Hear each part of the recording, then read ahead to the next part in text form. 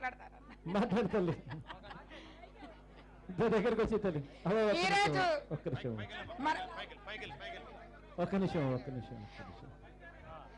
ఈరోజు మనకి ఆంధ్ర రాష్ట్ర ప్రజలకి వచ్చిన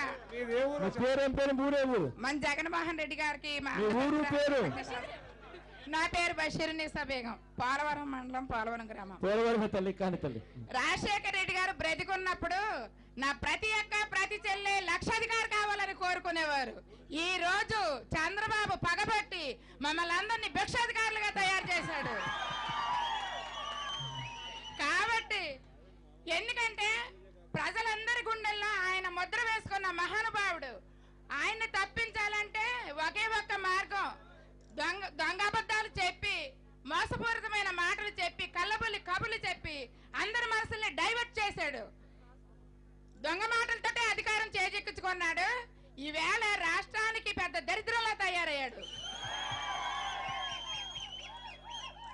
నిజంగా మీకు పౌరుషం అనేది ఉంటే ఈ ప్రజల పక్షాన ఒక 20 మంది 25 మంది ఎమ్మెల్యేలు రాజీనామా చేసి రండి ముందుగా ప్రజల పక్షాన్ని నిలబడి పోరాటం చేయండి.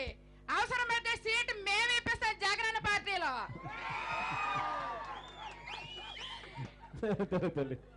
మళ్ళీ జగనన్న రాజ్యం రావాలంటే మన అందరం కలిసి అత్యధిక మెజార్టీతో ఈసారి మన రాజ్యాన్ని స్థాపించుకుందాం. జగనన్నని ముఖ్యమంత్రిగా చేసి మన బాధలన్నీ తీర్చుకుందామని మరొకసారి తెలియజేస్తాం.